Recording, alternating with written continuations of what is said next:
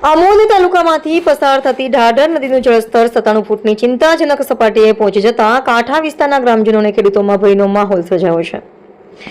ઉપરવાસમાંથી સતત થઈ રહેલી પાણીની આવકના કારણે નીચાણવાળા ખેતરોમાં પાણીનો ભરાવો શરૂ થઈ ચૂક્યો છે। જો કે બીજી તરફ વરસાદે વિરામ લેતા તંત્ર અને સ્થાનિકોએ થોડો રાહતનો શ્વાસ લીધો છે। લોક પ્રતિનિધિઓ પરિસ્થિતિની ગંભીરતાને ધ્યાનમાં રાખીને તાલુકા પંચાયત સભ્ય ભૂપેન્દ્ર ગોયલ અને જિલ્લા પંચાયત સભ્યના પતિ ધર્મેન્દ્રસિંહ રાજે સવારથી જ મોરચો સંભાળી લીધો હતો। માત્ર સરકારી કચેરીઓમાં બેસીને માહિતી મેળવવાને બદલે બંને જનપ્રતિનિધિઓએ સીધા ગ્રાઉન્ડ ઝીરો પર પહોંચીને પરિસ્થિતિની સમીક્ષા કરી હતી। દાદાપુર અને માપુર જેવા નીચાણવાળા ગામોમાં પહોંચી પાણી ક્યાં સુધી પહોંચ્યું છે અને કેટલા ખેતરોને અસર થઈ રહી છે તેનું પ્રત્યક્ષ નિરીક્ષણ કર્યું હતું। જો ઉપરવાસમાંથી પાણીની આવક હજુ વધે તો કયા વિસ્તારોને વધુ અસર થઈ શકે છે તેની આગોતરી તપાસ કરી સ્થિતિનો તાગ મેળવવામાં આવે તો દરેક કલાક મહત્વનો ગ્રામજનોને સાવચેત રહેવા અપીલ।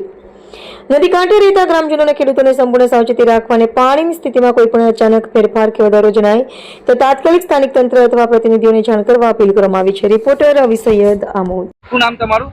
મારું નામ ભૂપેન્દ્ર ગોહિલ, તાલુકા પંચાયત સદસ્ય છે। આજે જે દાદરની પરિસ્થિતિ છે તે વિશે આજે દાદરની પરિસ્થિતિ કાલ કરતા 2-3 ફૂટ પાણી વધ્યું છે અને મહદ અંશે થોડું ઘણું નુકસાન નીચાણવાળા વિસ્તારોમાં છે। બાકી તો ઓવરઓલ પરિસ્થિતિ સારી છે।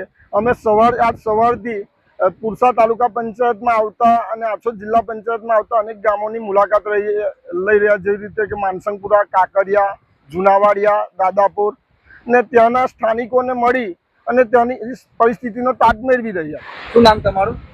મારું નામ ધર્મેન્દ્રસિંહ રાજ। શું કહેશો ધર્મેન્દ્રભાઈ, આજે જે આછોદ જિલ્લા પંચાયતની પરિસ્થિતિ છે તે દાદર નદીના નીચાણવાળા વિસ્તારોમાં તમે અત્યારે સવારથી ડોર ટુ ડોર મુલાકાત રહી રહ્યા છો તે બાબતે?